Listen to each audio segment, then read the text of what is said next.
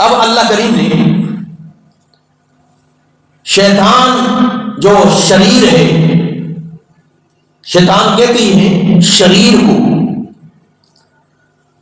شریر آدمی، فساد کرنے والا، شرارتیں کرنے والا، اس کے بارے میں اللہ نے فرمایا شیطان یعدکم الفقر ویأمرکم بالفحشاء واللہ یعدکم مغفرتا وفضلا واللہ واسع علیم۔ فرمایا الشیطان یعدکم الفقر، شیطان تم سے وعدے کرتا ہے، شیطان تمہیں امیدیں دلاتا ہے، شیطان تمہارا خیر خواہ بننا چاہتا ہے۔ یعدکم الفقر، وہ تم سے وعدے کرتا ہے، فقر و فاقہ سے تم کو ڈراتا ہے کہ مال اللہ کے راستے میں خرچ کر دیا، غریب اور مساکین پہ خرچ کر دیا، بیواؤں پہ خرچ کر دیا، مساجد میں خرچ کر دیا، مدارس میں خرچ کر دیا تو فقیر بن جاؤ گے، غریب ہو جاؤ گے۔ وَيَأْمُرُكُمْ بِالْفَحْشَاءِ، اور تمہیں بے حیائی، بے شرمی کا حکم دیتا ہے تاکہ تم بے حیا بن جاؤ، بے شرم بن جاؤ، وہ تو اس بات کا حکم دیتا ہے۔ بلکہ وَيُرِيدُ الشَّيْطَانُ أَن يُضِلَّهُمْ ضَلَالًا بَعِيدًا، شیطان کا ارادہ یہ ہے کہ شیطان تم کو دور کی گمراہی میں ڈالنا چاہتا ہے، دور کی گمراہی میں، ایسی گمراہی ہو کہ واپس آنے کا راستہ نہیں ہو، دور کی گمراہی، شرک و بدعت میں ایسے ڈال دیا کہ اللہ کے سامنے ہم آتے ہوئے شرم محسوس ہوتی ہے۔ عجیب بات، انسان گناہگار ہے، خطا کار ہے، اور اللہ کے سامنے آنے میں حیا محسوس کرتا ہے، شرم محسوس کرتا ہے۔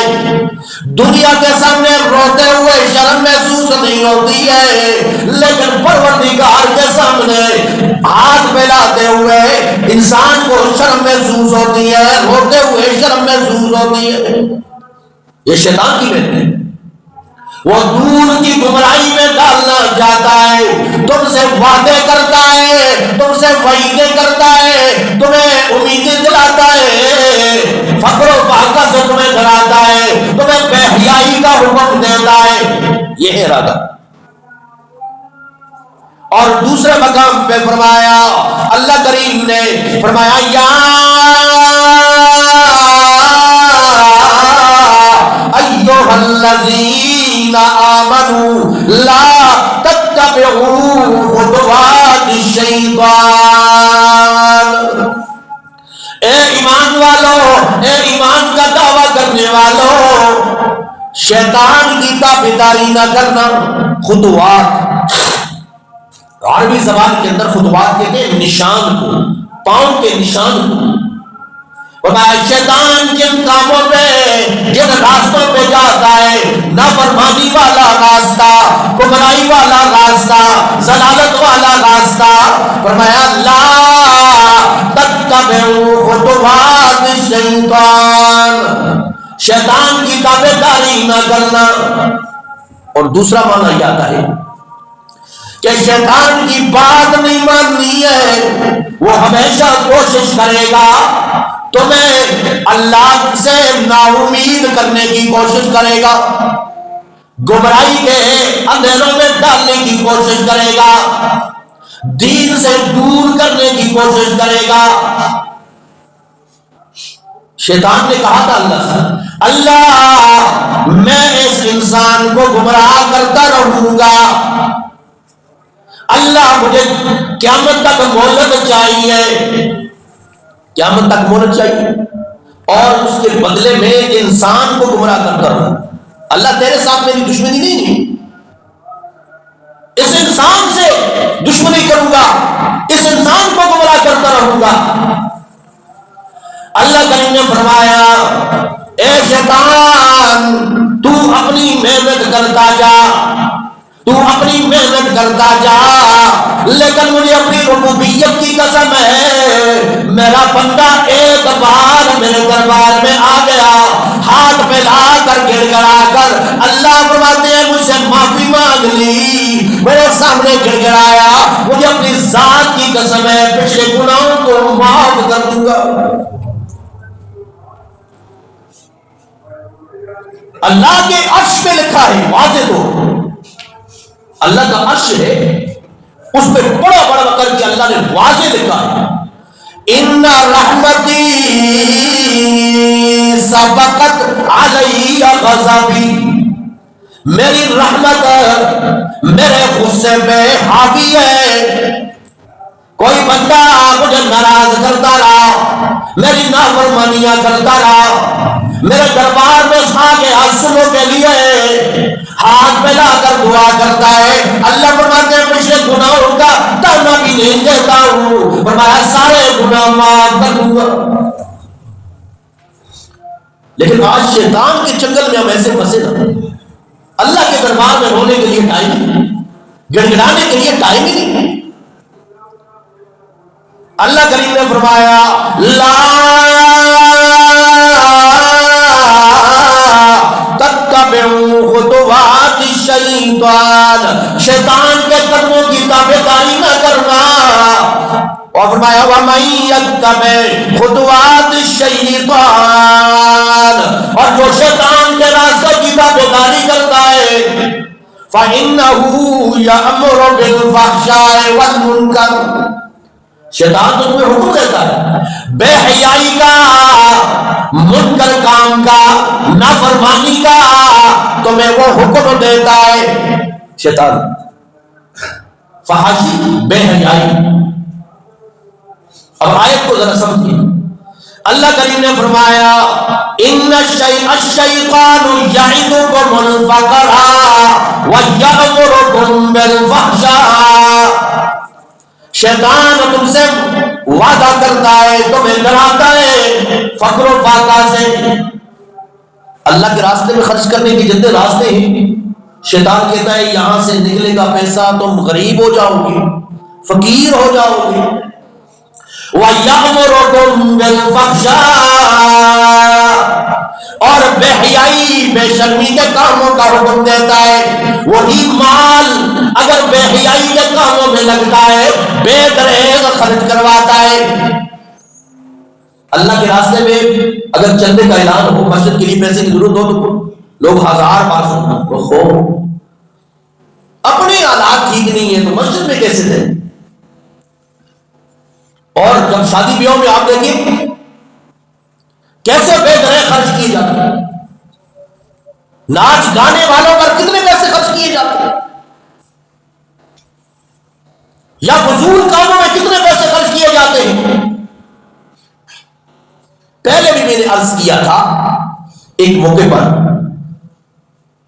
کہ شادی اور بیاہ کے اندر جو چیز لازمی تھی وہ تھا مہر, اور جو سنت طریقہ تھا, سنت عمل تھا, جو توفیق کے مطابق تھا وہ تھا ولیمہ. اب جو اللہ کی طرف سے رخصت تھی, آپ چند آدمیوں کو بلا کر ولیمہ کر سکتے تھے, اس پر تو آپ نے قرضہ لے کر ولیمہ کیا, اور جو مہر ہے اس کو ادار کر دیا. جی غیر معجل لکھو جی, مہر کو غیر معجل لکھو جی. اب وہ غیر معجل کبھی ادا نہیں کیا جاتا. ہمارے معاشرے میں تو فیشن ہے ہی نہیں، مہر ادا کرنے کی۔ شریعت کا مسئلہ ہے میت اگر پڑی ہے سب سے پہلے اس کا قرض ادا کیا جائے گا، اور میت کا جو مہر نہیں ادا کیا وہ مرد کے ذمے واجب ہے، اس کے مال میں سے سب سے پہلے مہر ادا کیا جائے، قرض ادا کیا جائے، پھر وہ رسا میں تقسیم کیا جاتا ہے۔ جو چیز لازمی تھی اسے ہم نے ادھار کر دیا، اور جو لازمی نہیں تھی اس پہ قرضے لے لے کر ہم نے مہر یہ ولیمہ ادا کیا۔ اس شادی بیاہ میں کیا برکات ہوگی، کیا برکتیں ہوگی۔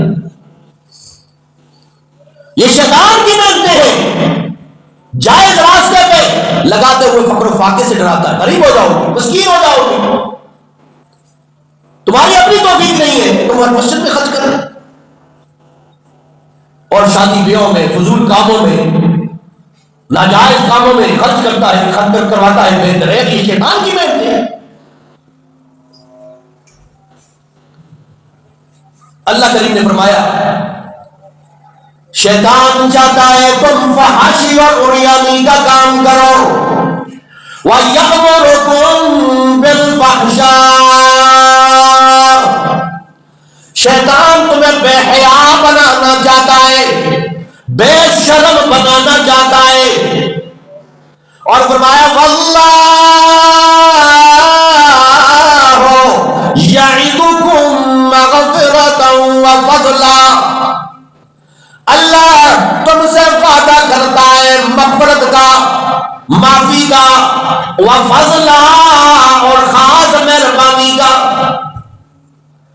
اب ایک طرف شیطان کا وعدہ ہے، شیطان کی محنت ہے، دوسری طرف اللہ کا وعدہ ہے، ان وعد اللہ حق، اللہ کا وعدہ سچا وعدہ ہے، اس میں کبھی جھوٹ نہیں ہو سکتا، لیکن انسان شیطان کے وعدوں کے پیچھے تو گیا، اللہ کے وعدوں کو بھلا دیا۔ اللہ نے کہا اللہ کے راستے میں خرچ کرو اور اللہ تمہیں دگنا چگنا عطا کرے گا۔ وَأَقْرِضُوا اللَّهَ قَرْضًا حَسَنًا فَيُضَاعِفَهُ لَهُ أَضْعَافًا كَثِيرًا، اے انسان اللہ کریم فرما رہے ہیں مجھے قرضہ دو، حالانکہ مال میں نے دیا، صحت میں نے دی تمہیں، تندرستی میں نے تمہیں عطا کی ہے، تمہیں ہنر دیا، اس کی طاقت اللہ نے دی ہے، سمجھ اور سوچ اور عقل اللہ کریم نے عطا کی ہے، یہ سوچ اور سمجھ کو تو استعمال کر کے مال حاصل کرتا ہے، یہ اللہ نے عطا کی ہے، لیکن پھر بھی اللہ کریم فرماتی ہے وَأَقْرِضُوا اللَّهَ قَرْضًا حَسَنًا، مجھے قرض حسنہ دو، بہترین قرض دو، اور بدلے میں وَيُضَاعِفَهُ لَهُ أَضْعَافًا كَثِيرًا، اللہ دگنا چگنا تمہیں عطا کریں گے۔ یہ رب کا وعدہ ہے، لیکن انسان کیا سمجھتا ہے، شیطان نے کوئی ایسی محنت کی تو ہی جیب سے پیسے نکالو گے فقیر بن جاؤ گے۔ شریعت کا قانون ہے، اگر غور کرو تو فرمایا یمحق اللہ الربا ویربی الصدقات، اللہ سود کو گھٹاتا ہے، سود کو کم کرتا ہے، سود کو، وَيُرْبِ الصَّدَقَاتِ، صدقات کو بڑھاتا ہے۔ آج یہ کنسپٹ انسان کو سمجھ نہیں آتا، صدقے سے مال بڑھتا ہے، اللہ فرماتے ہیں تمہیں سمجھ آ جائے، کبھی غور کرو، جو جانور اللہ کے راستے میں خرچ ہوتے ہیں، صدقات میں، خیرات میں، حلال جانور، اب آج دیکھیں ان کی منڈیاں لگی ہوئی ہیں، اور جو جانور حلال نہیں ہوتے ہیں، اللہ کے راستے میں قربان نہیں ہوتے ہیں، ان کو دیکھیں ان کی منڈیاں نہیں لگی، حالانکہ ایک کتا دیکھے، کتیا 12 بچے دیتی ہے، کبھی 18 بچے دیتی ہے 3 مہینے کے بعد، اور 6 7 مہینے کے بعد یہ گائے بھینس بکریاں ان کے بچے ہوتے ہیں، ایک ان کی مٹیاں لگی ہوئی، اور جو اتنے بچوں والی ہوتی ہے اس کی مٹی نہیں لگی۔ یہ اس بات کی علامت ہے، رب کا قانون ہے، یمحق اللہ الربا ویربی الصدقات، اللہ سود کو کم کرتا ہے اور صدقات کو بڑھاتا ہے۔ صدقے سے مال بڑھتا ہے، سود سے مال کم ہوتا ہے۔ آپ سوچیں گے کئی ایسا بھی ہوتا ہے، امیر ہو گئے سود خور لوگوں کے جائیدادوں پہ قبضے ہو گئے ہیں، ان کے پاس مال کی پرواہ نہیں ہے، ان کے پاس جائیداد کی پرواہ نہیں ہے۔ آپ سوچیں، لیکن اس آیت کا مطلب یہ ہے کہ اللہ مال تو دے دیتا ہے، سکون و اطمینان اٹھا لیتا ہے، سکون اور اطمینان سے محروم کر دیتا ہے۔ اور یہاں اس سے مراد یہ ہے آخرت کے میدان میں انسان کے لیے جو مال حلال ہوتا ہے کامیابی کا ذریعہ بنتا ہے، اور دنیا والے اگر مال سے اللہ نے عطا بھی کر دیا، اگر سود سے مال اس نے دنیا میں کما بھی لیا، وہ وبال جان بن جاتا ہے۔ تو یہ شیطان کی وہ محنتیں ہیں، شیطان نے ایسی محنت کی کہ انسان کو اللہ سے بیگانہ کر دیا، شریعت سے دور کر دیا۔ کیوں؟ نبی کریم صلی اللہ علیہ وسلم نے فرمایا، یہ اس موقع پہ فرمایا جب اللہ کے نبی صلی اللہ علیہ وسلم اعتکاف میں بیٹھے ہوئے ہیں، اور ایک زوجہ آئی، اللہ کے نبی صحن میں اس سے بات کر رہے تھے، اور قریبی راستہ تھا۔ 2 صحابی جب انہوں نے دیکھا اللہ کے نبی اپنی زوجہ سے بات کر رہی، تیز قدموں سے چلتے چلتے چلے گئے۔ نبی کریم صلی اللہ علیہ وسلم نے دونوں صحابیوں کو آواز دی، میرے یارو وفادارو ذرا واپس آؤ۔ جی اللہ کے نبی صلی اللہ علیہ وسلم فرمایا، میرے ساتھ میری زوجہ تھی، میری بیوی تھی۔ انہوں نے کہا، اے اللہ کے نبی صلی اللہ علیہ وسلم، اللہ کی قسم ہے ہمارے ذہن میں بھی یہ بات نہیں آئی ہے کہ اللہ کے نبی کسی غیر محرم سے بات کر رہے ہوں، ہمارے ذہن میں کبھی بات نہیں۔ تو اللہ کے نبی صلی اللہ علیہ وسلم نے فرمایا، نہیں، ان الشیطان من الانسان مجرى الدم، شیطان ایسا ظالم ہے کہ انسان کے اندر ایسے حرکت کرتا ہے جیسے خون حرکت کرتا ہے، جیسے انسان کا خون حرکت کر رہا ہے جسم میں، شیطان بھی حرکت کرتا ہے، اور وہ کوئی خیال کوئی وسوسہ جانے نہیں دیتا۔ انسان دماغ میں کھڑا ہوتا ہے کہ وہ کتنے خیال کہاں سے کہاں پہنچ جاتا ہے، پتہ نہیں چلتا کہ کون سی رکعت پڑھ رہا ہوں۔ آج لوگ نماز میں حاضر ہی نہیں، پتہ نہیں چلتا۔ تو یہ شیطان کی محنتیں ہیں، اور شیطان بے حیا بنانا چاہتا ہے۔ جس طرح فرمایا اللہ کریم نے، کعبۃ اللہ کا ننگا طواف کیا جاتا، ننگا طواف، مرد لوگ دن کو ننگے ہو کر طواف کرتے تھے کعبۃ اللہ کے زمانے جاہلیت میں، اور عورتیں رات کو ننگی ہو کر طواف کرتی تھی۔ جب ان سے پوچھا گیا یہ کام کیوں کرتے ہو، تو کہتے تھے وجدنا علیہا آباءنا واللہ امرنا بہا، ہم نے اپنے آباء و اجداد کو ایسے ہی کرتے پایا ہے، ہمارے پیو دادے ہمارے بڑے ایسے کرتے آئے ہیں، اور انہیں اللہ نے حکم ایسے ہی دیا ہے۔ تو اللہ کریم نے فرمایا، وَإِذَا فَعَلُوا فَاحِشَةً قَالُوا وَجَدْنَا عَلَيْهَا آبَاءَنَا وَاللَّهُ أَمَرَنَا یہ فحاشی کا کام کیوں کرتے ہو، بے حیائی کا کام کیوں کرتے ہو؟ جی ہمارے اباؤ اجداد ایسے ہی کرتے آئے، انہیں اللہ نے ایسے ہی حکم دیا۔ اللہ فرماتی ہے قل، میرا پیغمبر انہیں کہہ دیجیے، ان اللہ لا یأمر بالفحشاء، او ظالمو اللہ تمہیں بے حیائی کا حکم کیسے کر سکتی ہے؟ اتقولون علی اللہ ما لا تعلمون، کیا اللہ پہ وہ بات کہہ رہے ہو تم جانتے نہیں اس بات کو؟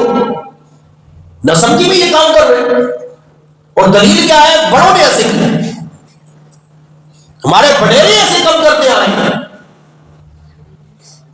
ہماری شریعت کی کوئی دلیل ہونی چاہیے، کوئی عقل میں بات آئے۔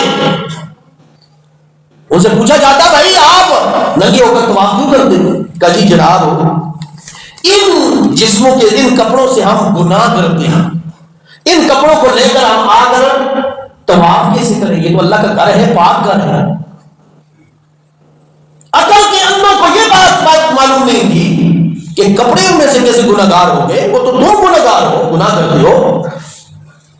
ویسی بات ہے تو اپنی چمڑیوں کو ادھیڑ کر آؤ، اور صرف کپڑے گناہ گار ہو۔ فرمایا یرید الشیطان ان یضلهم ضلالا بعیدا، شیطان تمہیں دور کی گمراہی میں ڈالنا چاہتا ہے، دور کی گمراہی، تاکہ اللہ سے بیگانے ہو جاؤ، اللہ سے نا امید ہو جاؤ۔ اللہ سے نا امید کرنا چاہتا ہے، اور اللہ تمہیں مغفرت کا اور فضل کا تم سے وعدہ کرتا ہے۔ شیطان کے وعدے کیا ہے؟ دھوکے کا سامان، دھوکے میں ڈالنے والا ہے، اللہ اکبر۔ لیکن اب شیطان کے وسوسوں سے کیسے بچا جا سکتا ہے؟ بچنے کا طریقہ کیا ہے؟ اس کے بارے میں مختلف احادیث ہیں۔ اعوذ بکلمات اللہ التامات من شر ما خلق، یہ بھی الفاظ ہیں۔ اعوذ باللہ من الشیطان الرجیم، یہ الفاظ بھی ہیں۔ بسم اللہ توکلت علی اللہ ولا حول ولا قوت الا باللہ، یہ بھی الفاظ ہیں۔ حضرت ابو ہریرہ رضی اللہ تعالیٰ عنہ فرماتے ہیں اللہ کے نبی صلی اللہ تعالیٰ علیہ وسلم نے رمضان میں جو زکوٰۃ غلہ جو جمع ہوا تھا، جمع ہو گیا تھا، اللہ کے نبی صلی اللہ علیہ وسلم نے مجھے بڑے گار مقرر کیا کہ رات کو اس کی حفاظت کرنا۔ غلہ تھا، بڑا ڈھیر تھا،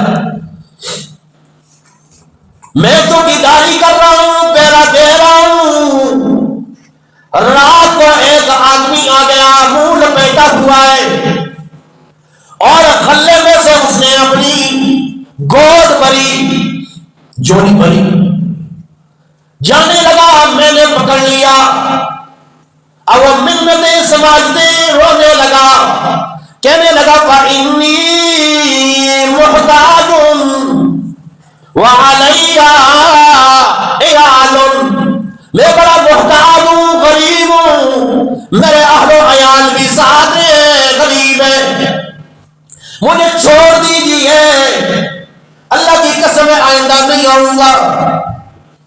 حضرت ابو ہریرہ فرماتے مجھے ترس آ گیا، میں نے چھوڑ دیا۔ دوسرا دن گزرا، رات پھر آ گئی، رات پہرا دے رہا ہوں، پھر منہ لپیٹے ایک آدمی آ گیا، اور میں نے پکڑ لیا، اور پھر وہ رونے لگا، پھر وہ اپنی حاجات بیان کرنے لگا، میں نے پھر چھوڑ دیا، رحم کر دیا۔ رسول اللہ صلی اللہ تعالی علیہ وسلم صبح ہوتے مجھ سے پوچھتے ما فعل اسیرکم، وہ رات کو جو ملا تھا اس کا کیا حال ہے؟ میں سارا واقعہ بیان کروں تو اللہ کے نبی صلی اللہ علیہ وسلم فرمائے قد کذبا یہ جھوٹ بولنے والا ہے، جھوٹ کا ہے۔ تیسرا دن گزرا، رات پر آ گئی، پھر وہ آدمی منہ لمیٹا ہوا آ گیا، میں نے پکڑ لیا، میں نے کہا اب میں نہیں چھوڑتا ہوں۔ روزانہ تم لے جاتے ہو، یہ کیا ڈرامہ بازی میں تم نے بنائی، اب ضرور میں تمہیں پکڑ کے نبی صلی اللہ علیہ وسلم کے پاس لے جاؤں۔ اب وہ منتیں کرے، سماجتیں کرے، اور بالآخر میں نے کہا میں نہیں چھوڑتا ہوں۔